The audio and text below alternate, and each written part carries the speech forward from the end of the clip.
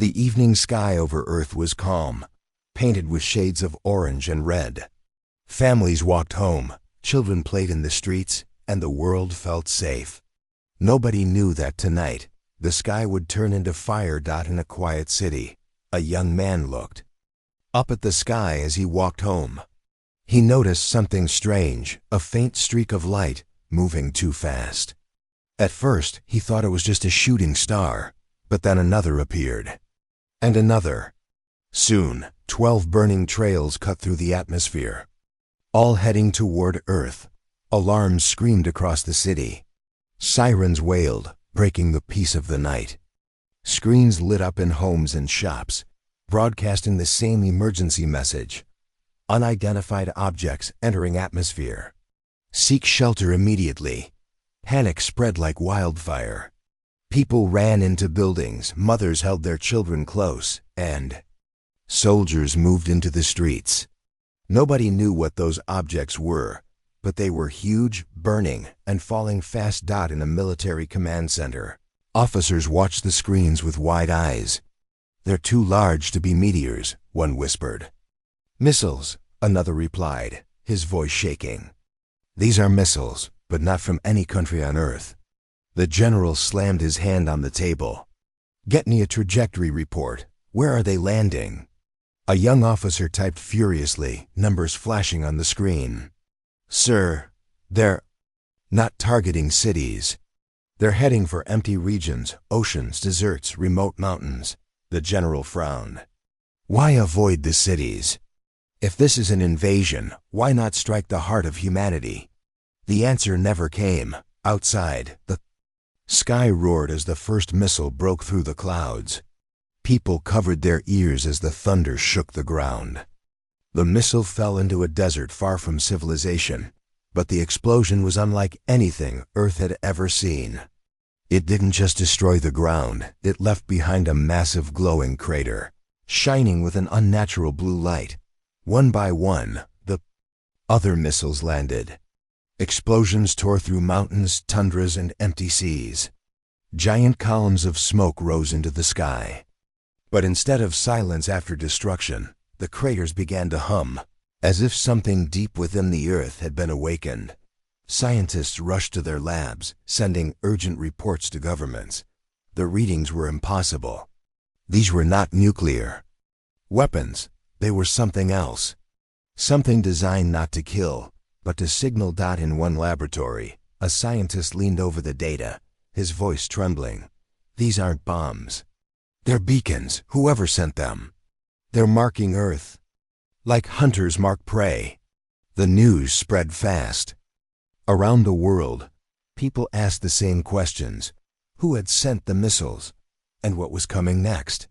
In the city, the young man who had first seen the streaks of light stood on a rooftop, watching the glowing horizon.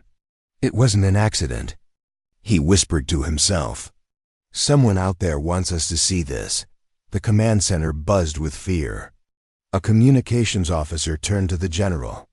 "Sir, the signals. They're not just broadcasting on Earth. They're reaching into space." The general froze. "You mean?" "Yes," the officer said. "They're calling someone, something." The air grew heavy with dread.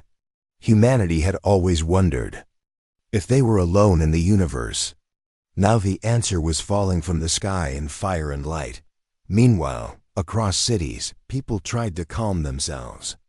Parents told children it would be fine, though their own voices shook. Some prayed. Some cursed. Some simply stared into the distance, waiting for whatever was coming. Then came the twist nobody expected. Satellite feeds showed strange movement above Earth's orbit. Not meteors, not debris, shapes, dark massive shapes, hidden in the blackness of space, now moving closer. The craters on Earth glowed brighter, pulsing like beating hearts, and the shapes in orbit responded. A whisper of terror spread across every control room. "They're here."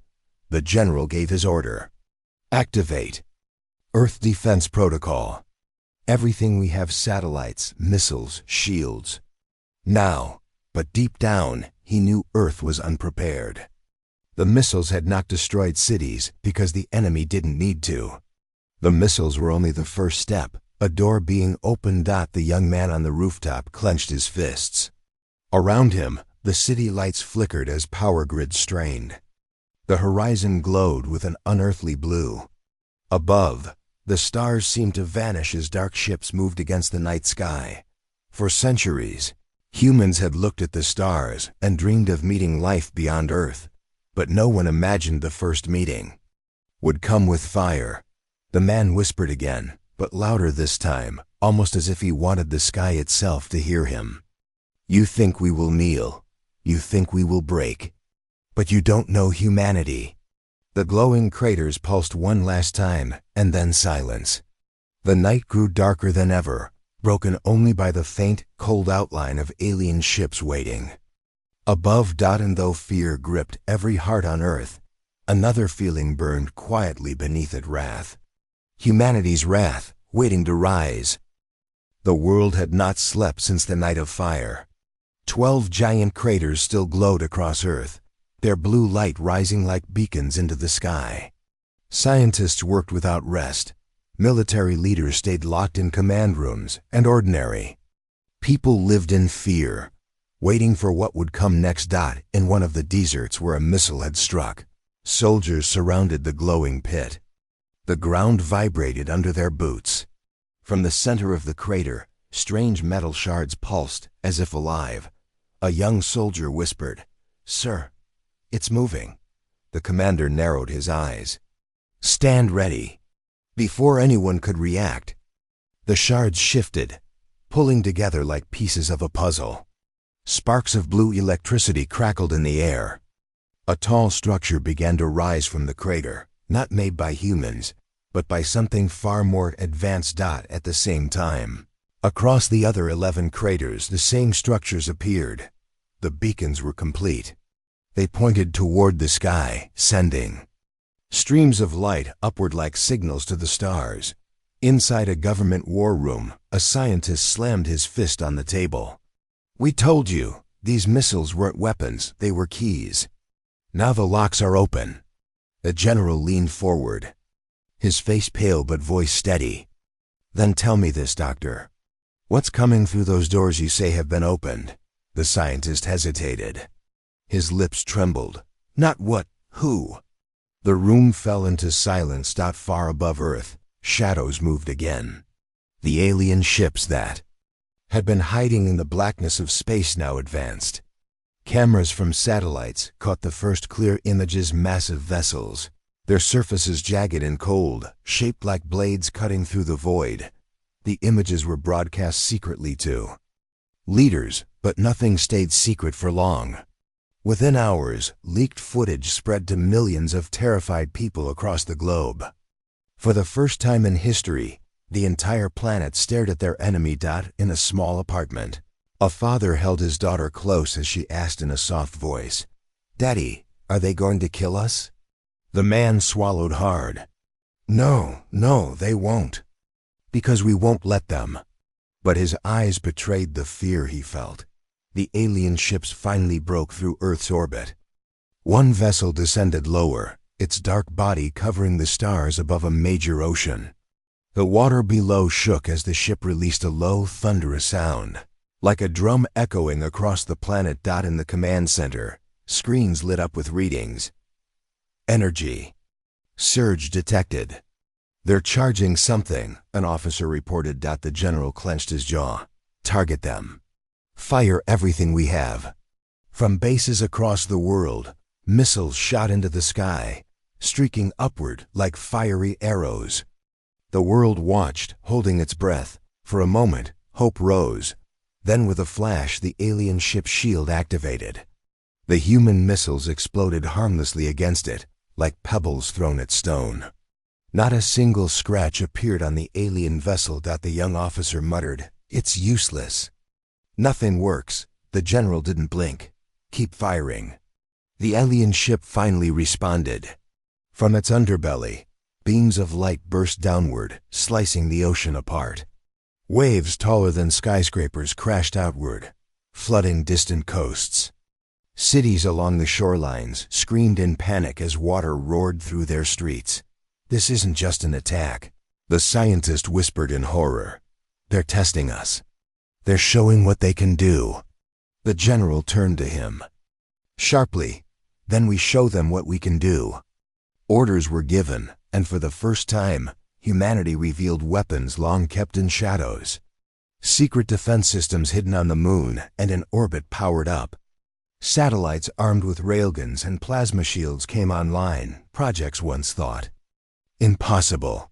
On the rooftop of his city, the same young man who had first seen the missiles looked up as human satellites began to fire. "We're fighting back," he murmured, eyes burning with hope. The battle in space grew intense. Human weapons struck harder this time, slamming into the alien shield. Sparks erupted across the black sky, flashes of light visible even from Earth. Some weapons broke through, causing the alien ship to stagger. For the first time, the invaders flinched. In the alien vessel, their commander spoke in a voice like grinding metal. "These creatures, they resist. Their weapons are crude, but their will is strong." Another alien replied, "Shall we crush them now?" The commander paused, staring at the glowing Earth below. "No, let them fight. The harder they resist, the sweeter their fall will be." Back on Earth, the glowing craters pulsed faster, as if connected to the alien ships above. Scientists shouted in panic. "They're drawing energy from Earth itself. The craters are feeding them." The general's voice thundered through the command room. "Then destroy the craters, every one of them. If those things feed on our planet, we cut them off." Around the world, fighter jets roared into the skies, heading toward the glowing beacons. Soldiers prepared to strike. But as they approached, the craters fought back. Columns of blue light shot upward from the ground, hitting aircraft and tearing them apart midair. Pilots screamed over radios before silence swallowed them. In the desert, the young soldier who had stood near the first crater watched in terror as the beacon expanded, growing taller, its surface alive with alien symbols. He whispered, "It's not just a beacon, it's a doorway." Then, with a deafening crack, the beacon split open. From inside, something stepped out, not a machine, not a missile, but a figure. Tall, armored, glowing with blue fire. Its eyes scanned the land, cold and merciless. The soldier stumbled back, shouting into his radio, "Contact! We have something alive here. They're coming through." The last word sent waves of shock through every command room on Earth. The missiles had not just been weapons or signals. They were gates, doors for the invaders to walk directly onto Earth's soil. The young man on the rooftop saw the distant light and felt the ground tremble beneath him. He whispered again, though no one could hear him, "So this is it. They didn't just attack from the sky. They're here, on our world." And as the first alien warrior stepped fully into Earth's air, the world understood the truth. The first strike had only begun. The world shook as the first alien warrior stepped out of the glowing crater. Its body shimmered with blue fire, armored in strange black metal that bent the light around it. Soldiers opened fire instantly, bullets and rockets raining down. The air filled with thunder, but the creature didn't fall. The bullets slowed, then melted into sparks before reaching its body. The rockets exploded, but the smoke cleared to show the figure still standing. It raised a hand, and with a simple wave, a pulse of energy threw men and machines backward like toys. "Fall back! Fall back!" The commander screamed. The soldier who had seen it first stumbled behind a broken vehicle, gripping his rifle though it felt useless. His voice shook as he shouted into the radio, "It doesn't stop. Nothing hurts it." Across the world, other craters cracked open. More figures emerged, each armored and glowing. Earth was no longer just facing ships above it. Was being invaded on the ground. In the global command center, panic spread like fire. Screens showed alien warriors stepping out across deserts, oceans, mountains. Leaders shouted over each other, but their words blended into chaos. The general raised his voice above the storm. "Enough. This is not the end. We still have cards to play." A silence fell. The leaders stared at him. "What cards?" One asked sharply. The general's eyes were dark. "Projects you all swore would never be used. Weapons locked away, hidden, because you feared what they might do. Well, today is the day we use them." The scientist who had studied the beacons shook his head. "Those projects were abandoned for a reason. They are dangerous even to us." The general leaned forward. "If we don't use them, there will be no us left to worry about." Meanwhile, ordinary people around the world refused to give in. In villages, towns, and cities, men and women formed resistance groups. Farmers carried hunting rifles. Engineers built traps. Hackers broke into communication networks, feeding information to soldiers. Humanity was not kneeling.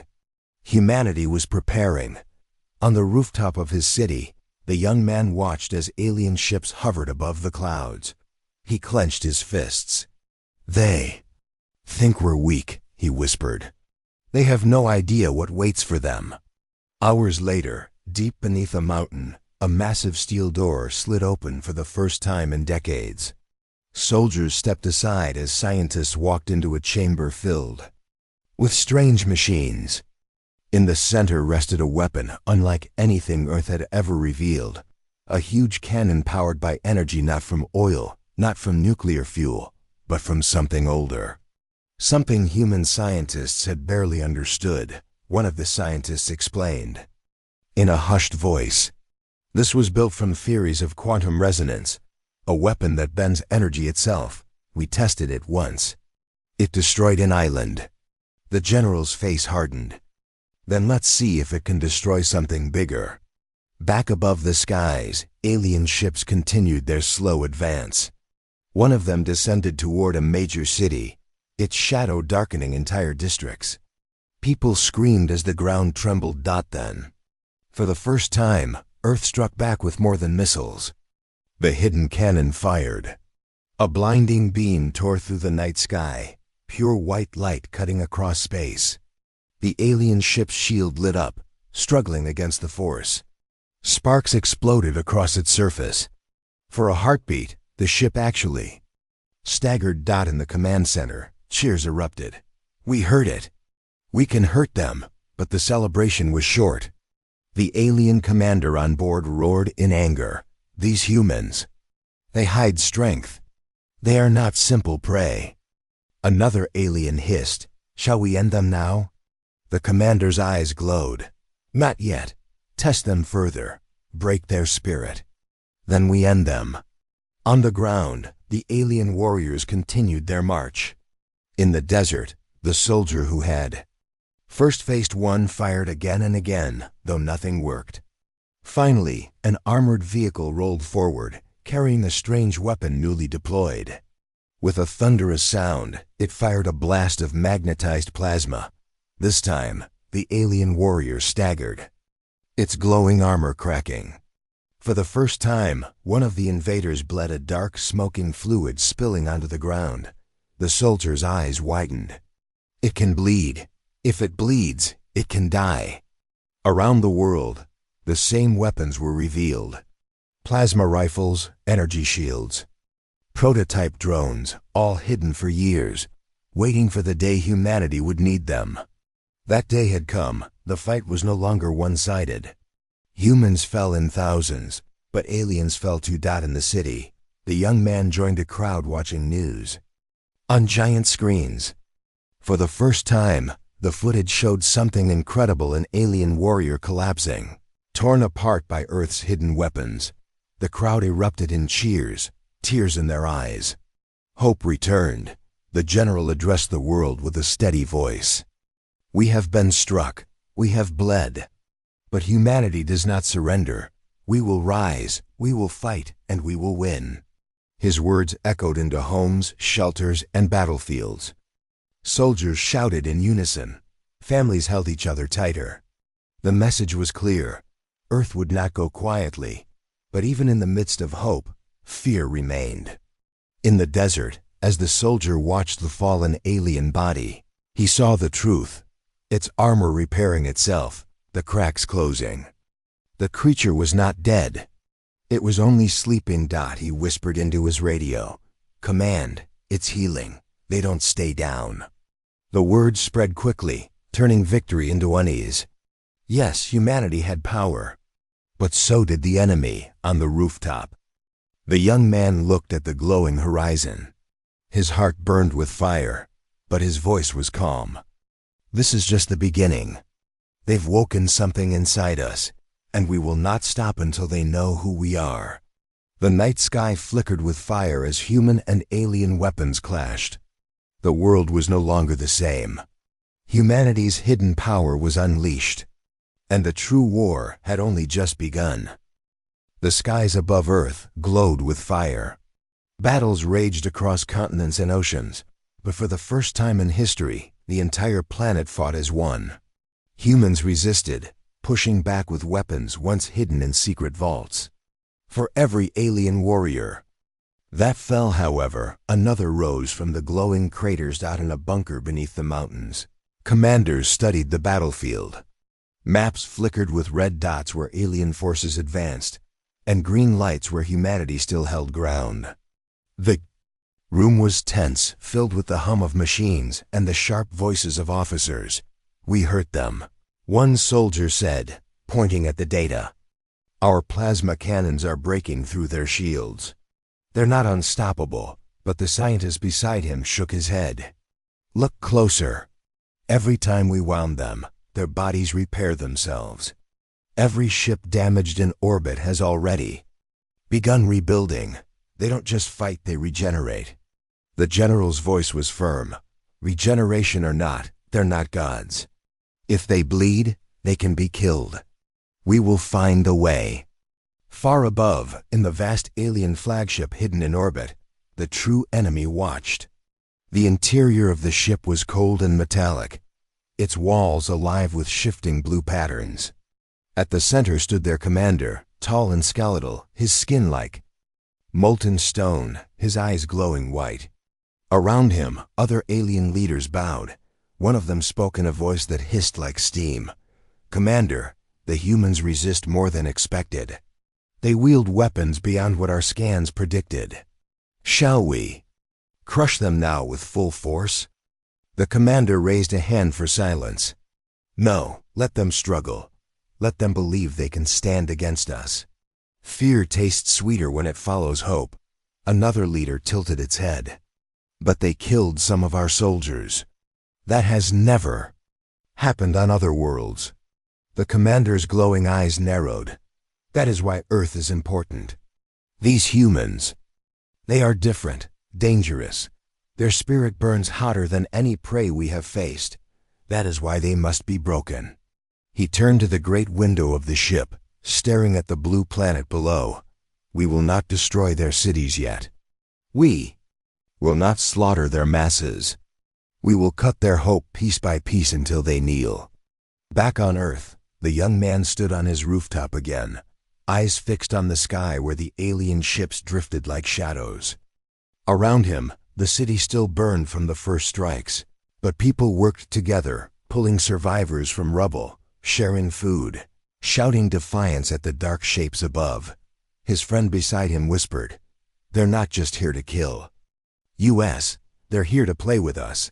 The young man nodded slowly. Then let's give them a game they'll regret. In the command center, Earth's leaders gathered for a broadcast. For the first time, the alien fleet had open communication.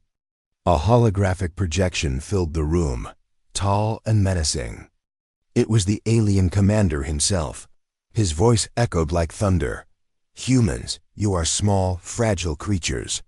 We gave you a chance to surrender, yet you resist. Know this, your strength means nothing. Your weapons mean nothing.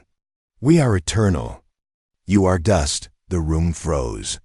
Soldiers stared at the figure, rage burning in their eyes. The general stepped forward, facing the hologram. "You've made one mistake, alien." The commander tilted his head. "And what is that?" "You think fear will break us. But fear is what makes us fight harder. The hologram flickered, the alien's expression unreadable.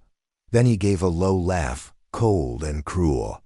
Fight harder then. Bleed more. We will enjoy it. The projection vanished. For a long moment, silence held the room. Then one of the younger soldiers whispered, "Sir, he spoke our language." The scientist frowned. "Not learned, adapted. They study us even as they fight us." Outside, the war raged on. In the desert, the soldier who had once faced the first warrior now commanded a squad. They fought fiercely, using new plasma rifles that burned through alien armor. For the first time, an alien warrior fell and did not rise again. Cheers erupted from the squad, but the soldier's victory was short-lived. The ground beneath the fallen alien cracked open, and something new emerged, larger, stronger. Its body carried the same glowing fire, but its shape was more terrifying, its claws like swords. The soldier shouted into his radio, "Command! They're changing. The dead ones, they're evolving." Fear spread across the channels. Humanity had thought the aliens could heal, but this was worse. Death made them stronger. In the command center, the scientist slammed his hands on the table. "They are adapting to us in real time. The more we fight, the more they learn." The general's face hardened. "Then we adapt faster. Humans have one thing they'll never match: our will." Across the world, resistance movements grew. Ordinary people became fighters. Cities turned into fortresses. Humanity was battered, bloodied, but far from broken. On the rooftop, the young man watched as the alien ships hovered silently. He felt no fear this time. Instead, he felt anger, sharp and burning. "You wanted to reveal yourselves," he whispered to the dark sky. "Now we know who you are, and we will show you who we are." In orbit, the alien commander stood at his window again, staring at Earth. His second-in-command approached quietly. "Commander, do you fear them?" The alien leader's glowing eyes did not move from the blue planet. "No, but for the first time in centuries, I respect my enemy." The night burned with fire, but beneath the fear, something stronger began to rise: unity, defiance, and the promise of a wrath the invaders had never seen before. The night sky burned with war. Alien ships hung above the planet like predators, their shields glowing as they exchanged fire with Earth's defenses. For weeks, humanity had been on the edge of survival, but something had changed. Fear was no longer the only emotion. Now anger filled every heart. In the desert, the soldier and his squad crouched behind broken vehicles, plasma rifles in their hands. They had already seen the enemy evolve, growing stronger after every death. Still, they kept fighting. "They keep coming," one soldier muttered.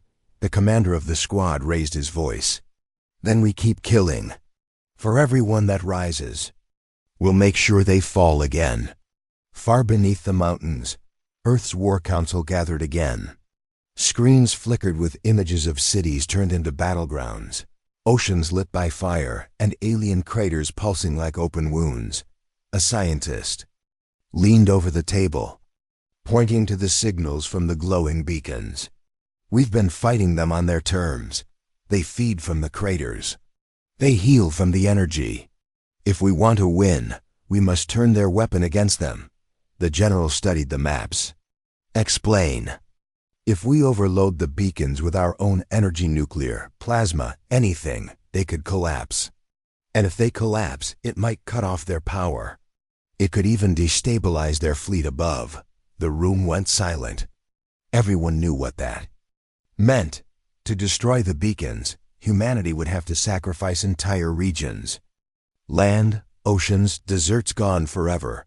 A leader whispered, "We'd be destroying our own world to save it." The general's eyes hardened. Better a wounded Earth than no Earth at all. While the leaders argued, resistance movements acted. In ruined cities, humans built traps, luring alien warriors into ambushes. On the seas, submarines launched secret strikes at enemy vessels. On the moon, a hidden base revealed its greatest weapon, a railgun capable of firing rods of metal at speeds faster than sound. When the weapon fired, the rods streaked across space and tore through the hull of an alien cruiser. For the first time, an alien ship exploded in orbit. The world saw the footage. From villages to cities, cheers filled the air. Children shouted. Soldiers raised their fists. The aliens could bleed in space as well as on the ground. In the alien flagship, the commander stared at the destroyed vessel. His lieutenants hissed in anger, demanding retaliation. But the commander's expression did not change. Good, he said coldly. Let them taste victory. When hope is highest, that is when the fall will be deepest. Back on Earth, the young man on his rooftop watched the news with tears in his eyes. We did it, he whispered. We finally hurt them. His friend grinned beside him. This isn't just survival anymore. This is payback. Days later, humanity launched its boldest plan. Across the globe, armies gathered around the glowing craters. Bombers carried nuclear payloads. Tanks and plasma cannons formed defensive lines. Fighters streaked across the skies, ready to buy time. The soldier in the desert adjusted his helmet and looked at the weapon trucks parked nearby. This is it. Either the Earth burns, or they do. Alien warriors appeared, more massive than before, their bodies pulsing with energy. The battle began with fire and blood. Plasma blasts cut through the night, human tanks shattered under alien strikes, and the ground shook with every explosion. Above, the alien fleet descended lower, preparing to unleash destruction. In the middle of the chaos, the soldier's squad pushed forward with their weapon. He shouted over the roar, "Get that payload to the crater. It's our only chance." One by one, his men fell, but the weapon truck rolled on. Finally, with the crater glowing brighter than ever, the truck reached the edge. The soldier slammed his hand on the trigger. A blinding flash tore through the desert. The crater collapsed inward, its blue light vanishing in an instant. The ground shook violently, and a ripple of energy surged upward into the sky. Above, one alien ship staggered, its shields flickering. Then it exploded in a massive fireball. The command center erupted with cheers. Across the world, people screamed with joy. For the first time, humanity had destroyed a beacon and crippled the enemy with it. The general's voice thundered through every broadcast. This is humanity's wrath. You came to break us. But now we rise as one people, one planet, one force. We will not bow. We will not stop. And we will not forgive. His words spread like fire. Around the world, more strikes were launched. One crater after another collapsed, their blue lights snuffed out. Every time a beacon fell, another alien ship weakened. In orbit, the alien commander clenched his fists as ship after ship trembled under the backlash. For the first time, rage burned in his glowing eyes. They dare wound us so deeply. One of his lieutenants hissed, "Shall we unleash the full armada?" The commander was silent for a long moment, then whispered, "No, not yet, but soon." On Earth, the soldier collapsed beside the smoking ruins of the crater. His body was burned, his armor broken, but he smiled through the pain. Around him, survivors cheered. He raised his radio weakly and whispered, "We did it. We showed them what humanity is." In the city, the young man looked at the sky, now filled with burning wreckage of alien ships. He felt pride, not fear. "This is our world," he said firmly, "and we will fight for it until the stars themselves burn." That night, the planet was alive with both fire and hope. Humanity had struck back with fury, and the enemy had finally felt pain. But far above, in the cold silence of space, the alien commander whispered a promise. "This war is not over. You have awakened our wrath. And soon, you will see the true face of despair." The earth prepared for dawn. Humanity had risen in wrath, and the battle for survival was no longer defense, it was war. The world was not the same anymore. Cities were scarred, oceans boiled in places, and forests lay in ashes. But in the ruins, people stood taller than before. They had struck back. They had shown the enemy that humanity was not prey but fighters. Across the planet, every radio, every screen repeated the same message: humanity fights as one. The soldier stood on a ridge overlooking the desert where the crater had collapsed. His armor was burned, his face cut, but his eyes carried fire. He heard the distant cheers of survivors. Yet in the silence of the night, he also felt something else. A shadow. Above, the alien fleet was moving. It had not retreated. It had not surrendered. Instead, it gathered. Hundreds of ships drew closer to Earth, forming a black wall across the stars. In the command center, alarms screamed. Screens filled with red markers. "They're preparing a full strike," one officer shouted. The general's jaw tightened. "Then this is it, the final wave." The scientist pointed to the data. "If they fire everything at once, Earth won't survive. Cities, oceans, the atmosphere itself, it will all burn." Silence filled the room. For a moment, despair crept in. Then the general spoke again. "If they bring everything, we will give them everything." The young man in the ruined city listened to the broadcast with his neighbors. His voice trembled. But he said, "This is our chance. We don't hide anymore. We fight until the end." All across Earth, people prepared. Farmers handed rifles to soldiers. Engineers turned broken machines into weapons. Children carried messages through ruins. Humanity, wounded but unbroken, stood ready. The alien commander watched from his throne-like chair. His eyes glowed as he spoke to his lieutenants. "They think themselves strong, but now they will witness true despair." A massive weapon unfolded beneath the alien fleet. It looked like a black sun, spinning with energy. It was a weapon not made to conquer, but to erase. On Earth, the scientists stared at the readings in horror. "That's not an attack, that's extinction. They want to burn the planet itself." The soldier gritted his teeth. "Then we stop." The plan was desperate. Humanity would unite every weapon left: nuclear warheads, plasma cannons, railguns from the moon, even the experimental energy coils hidden deep underground. They would not aim at the fleet. They would aim at the weapon itself. The general addressed the world. "This is humanity's last stand. If we fail, there will be no Earth left. But if we succeed, then tonight, the stars themselves will know our name." The battle began with fire. The alien fleet descended, unleashing storms of plasma. Skies turned red, seas boiled, and mountains cracked. Yet Earth fought back. Missiles streaked upward, railguns shattered smaller ships, and fighters sacrificed themselves to punch holes in the enemy lines. In the desert, the soldier led his squad once more. "Keep firing. Don't stop until that weapon falls," he shouted. His voice carried through smoke and thunder. The young man in the city fired from rooftops with hundreds of others, striking at alien drones that poured down like rain. "Not one step back," he cried. His neighbors echoed him, voices shaking.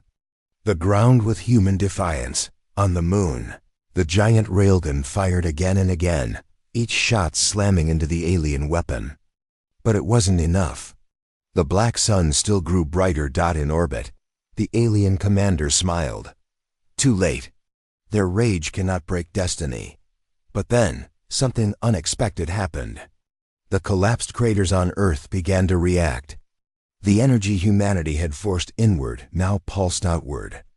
The ground shook and beams of light shot into the sky. The scientist's voice cracked with shock. "The beacons! They're overloading the fleet."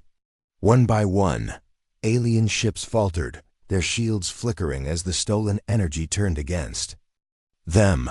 The massive weapon in orbit trembled, its glow unstable.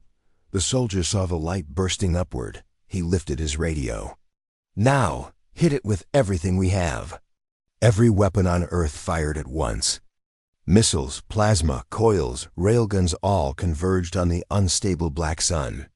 The sky exploded with light brighter than dawn. For a moment, the world was silent. Then came the shockwave. Alien ships tore apart, fire spreading across the heavens. The commander's throne cracked as his flagship split open. His voice roared in fury. Impossible! They are only... His words ended in silence as his ship was consumed. On Earth, people looked up at the sky. Alien wreckage burned as it fell like meteors. The weapon was gone. The fleet was shattered.